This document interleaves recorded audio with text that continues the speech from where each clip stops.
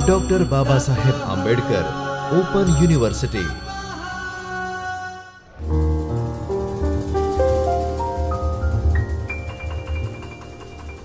નમસ્કાર વિદ્યાર્થી મિત્રો, SEEPC03 શૈક્ષણિક સંશોધનની કડીના 9મા મણકામાં આપ સૌનું ફરી એકવાર સ્વાગત છે. મિત્રો, ગયા વખતે આપણે ક્રિયાત્મક સંશોધન વિશે શીખ્યા હતા. એની વ્યાખ્યા, અર્થ, એની ઉપયોગિતા વિશે જ આપણે જાણ્યું હતું.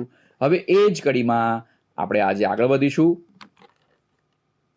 તો એની મર્યાદાઓ, આપણે એના વખાણ તો ખૂબ કરી લીધા કે ક્રિયાત્મક સંશોધન કેટલું બધું ઉપયોગી છે, કેટલા બધા કાર્યો દ્વારા થઈ શકે છે, પણ ક્રિયાત્મક સંશોધનની કેટલીક મર્યાદાઓ પણ છે. મિત્રો, એને પણ આપણે જાણી લઈએ કે આ પ્રકારનું સંશોધન મોટા પાયે સામાન્યકરણ માટે કરી શકાતું નથી. એટલે કે આપણે એના દ્વારા વાત કરી કે એક સ્થાપિત નિર્ણય આપી શકતા નથી. તેથી જુદી જુદી સમસ્યાઓમાં અથવા એક જ સંસ્થાના જુદા જુદા વિભાગોમાં એક જ પ્રકારની સમસ્યાઓ ભલે પ્રાપ્ત થતી હોય, પણ સંશોધન તો આપણે દરેક વિભાગમાં જુદું જુદું કરવું પડતું હોય છે. આપણે અગાઉ એકવાર ઉદાહરણ આપ્યું હતું કે 8મા ધોરણમાં ભણતા વિદ્યાર્થીઓ જે છે એમને ગણિત ભણવામાં જે મુશ્કેલી નડે છે, તો એની માટે આપણે ક્રિયાત્મક સંશોધન કર્યું. હવે એના એ જ તારણો આપણે 9મા ધોરણના વિદ્યાર્થીઓ માટે પણ લાગુ કરી શકતા નથી. એમાં આપણે બદલાવ કરવો પડશે. કદાચ એવું જ બને કે 8મા ધોરણમાં જ તમારી પાસે 3 વર્ગો હોય, અ, બ અને ક, તો તમારે 3 વર્ગો માટે અલગ અલગ ક્રિયાત્મક સંશોધન કરવું પડે. એ જરૂરી છે, કારણ કે એમાં પણ આપણે સામાન્યકરણ કરી શકતા નથી. સંશોધન અંગેના ઊંડા જ્ઞાનની જરૂર ન હોવા છતાં દરેક શિક્ષકોએ, નિરીક્ષકોએ, સંચાલકોએ કે કોઈ પણ વ્યક્તિએ આના અસરકારક ઉપયોગ કરવા માટે થોડુંક જ્ઞાન તો હોવું જોઈએ. સાવ જ ન હોય તો ન ચાલે. સ્થાનિક કક્ષાએ સ્થાનિક વ્યક્તિઓ દ્વારા સ્થાનિક વ્યક્તિઓને જ ધ્યાનમાં રાખીને ક્રિયાત્મક સંશોધન કરવામાં આવે છે. તેથી સંશોધક અને અભ્યાસ પાત્રો વચ્ચેના સંબંધોની અસર સંશોધન પ્રક્રિયા પર પડી શકે છે. કારણ કે એક જ વર્ગમાં બાળકો હોય, એ જ વર્ગના શિક્ષકને જે મુશ્કેલી પડતી હોય એ માટે ક્રિયાત્મક સંશોધન કરે, તો વિદ્યાર્થી અને શિક્ષક વચ્ચેનો જે સંબંધ છે એ ક્યારેક ને ક્યારેક તો તેમની પ્રક્રિયા ઉપર અસર પાડવાનો જ છે. સંશોધકના અભ્યાસ પાત્રો પ્રત્યેના પૂર્વગ્રહોની અસર પણ આપણને સંશોધનની પ્રક્રિયામાં જોવા મળશે. એના કેટલાક સોપાનો હવે આપણે જોવાના છે કે આમાં તબક્કાથી જે એક્શન રિસર્ચ થાય છે, તો એમાં કયા કયા તબક્કાઓ છે આજે આપણે કેટલાક જોઈએ, બાકીના આપણે આવતી કડીમાં જોઈશું. તો સમસ્યા કઈ છે, કયા ક્ષેત્રની છે, કોની ઉપર અસર કરે છે, સંશોધન કોણ કરે છે, આ ક્રિયાઓ કોની છે, અને નિર્ણયોમાં સુધાર લાવવાની જરૂર છે, જેવી અનેક જે બાબતો છે એને ધ્યાનમાં રાખીને આપણે ક્રિયાત્મક સંશોધન કરતા હોઈએ છીએ. જુદા જુદા ક્ષેત્રો સાથે સંકળાયેલા નિષ્ણાતોએ જે તે ક્ષેત્રની કાર્યપ્રણાલીને ધ્યાનમાં રાખીને ક્રિયાત્મક સંશોધન માટેના સોપાનો સૂચવ્યા હોય છે. તમામ રીતોની ચર્ચા કરી અને અહીં આપણે બેસી જઈએ કે હવે આપણે બધાની જ ચર્ચા કરી લઈએ, તો એ આપણા માટે અહીંયા આગળ શક્ય નથી. શિક્ષણ અને મનોવિજ્ઞાનમાં ક્રિયાત્મક સંશોધન કરવા માટેના નીચે જણાવેલા સોપાનો જે છે એનો ઉપયોગ કરવો જરૂરી છે, તો જ સફળતા મળવાની આપણને સંભાવના રહેલી છે. એમાં સૌથી પહેલું છે સમસ્યાની પસંદગી, એટલે કે સિલેક્શન ઓફ પ્રોબ્લેમ.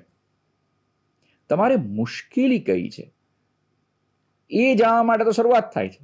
એટલે એ રીતે મુશ્કેલી એ સૌથી અગત્યનું સોપાન છે શોધવાનું.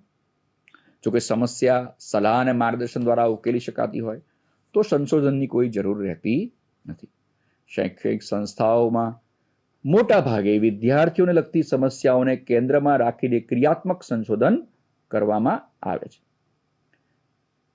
તેથી શિક્ષકે સૌથી પહેલા તો જે તે સમસ્યાનો ઉકેલ મેળવવા માટે વિદ્યાર્થીઓ સાથે પરામર્શન કરવું પડે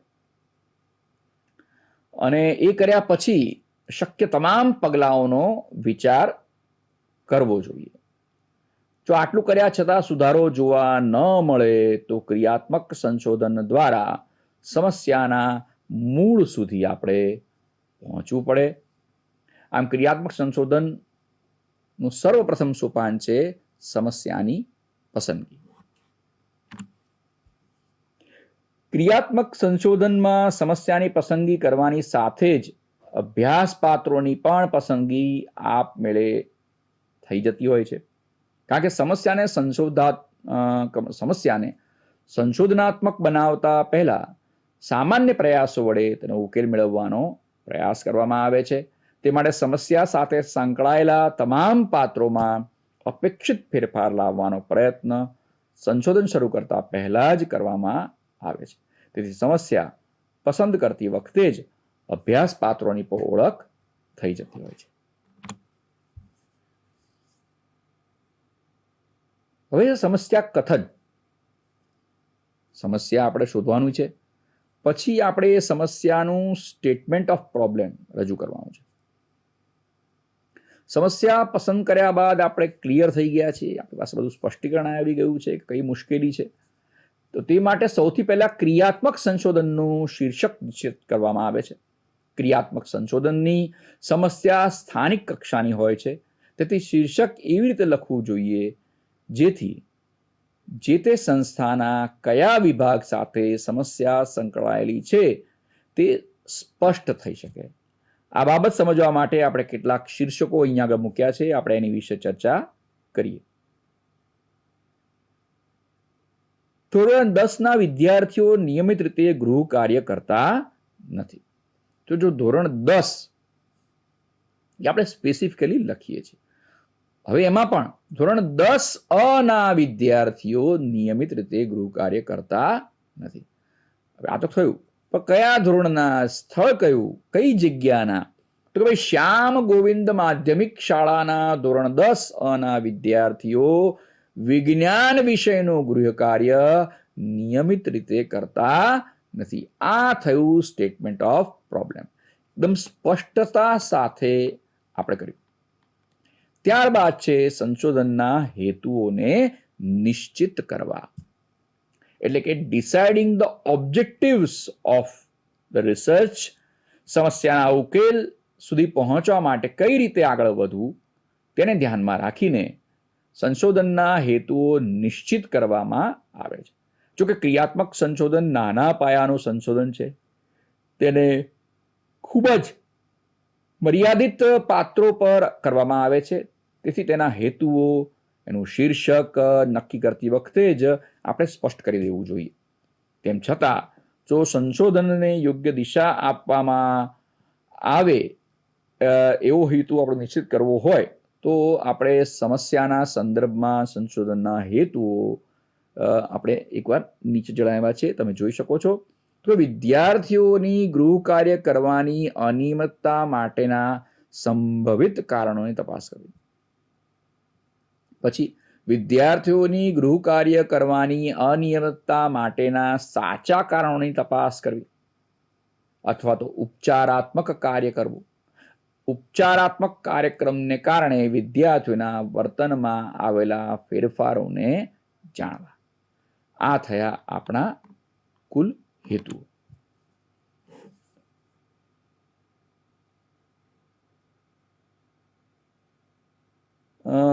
જે સંભવિત કારણો ફક્ત અનુમાનને આધારે નક્કી કરવામાં આવ્યા હોય તેમને ધારણા, એઝમ્પશન તરીકે ઓળખવામાં આવે છે. જે કારણો નક્કી કરવાના કોઈ આધાર પ્રાપ્ત હોય તેમને ફેક્ટ તરીકે ઓળખવામાં આવે છે. એટલે બે થયું, એકના નક્કી કરવાના છે, એકના નક્કી થયેલા છે. જે નક્કી કરવાના છે એને ધારણા કહીએ છીએ, કારણ કે હજુ સુધી એ નિશ્ચિત થયું નથી. અને જે નિશ્ચિત થઈ ગયા છે એને આપણે હકીકત અથવા તો ફેક્ટ કહીએ છીએ. હવે સામાન્ય રીતે આપણે નિશ્ચિત કરવામાં આવેલા કારણોને હકીકત તરીકે જે ઓળખીએ છીએ, એટલે કે પૂર્વે થયેલા કોઈ સંશોધનોમાં જે સમસ્યાના કારણો નિશ્ચિત કરવામાં આવ્યા હોય, અભ્યાસ પાત્રો સાથેની અનૌપચારિક વાતચીતને આધારે નિશ્ચિત કરવામાં આવેલા કારણો, સંશોધકને અભ્યાસ પાત્રો સાથેના પૂર્વાનુભવને આધારે નિશ્ચિત કરવામાં આવેલા કારણો, અભ્યાસ પાત્રોના મિત્રો કે સગા સંબંધીઓ સાથેની અનૌપચારિક વાતચીતને કારણે નિશ્ચિત કરાયેલા કારણો, સમસ્યા સાથે સંબંધિત સંદર્ભ સાહિત્યનો અભ્યાસ કરીને નક્કી કરવામાં આવેલા સંભવિત કારણો.